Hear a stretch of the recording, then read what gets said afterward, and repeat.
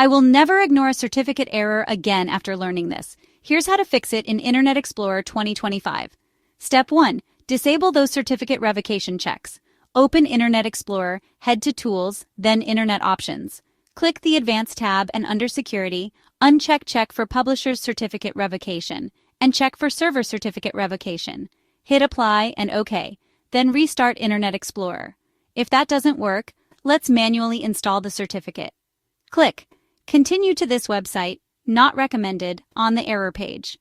Click the Certificate Error button in the address bar, then View Certificates and Install Certificate.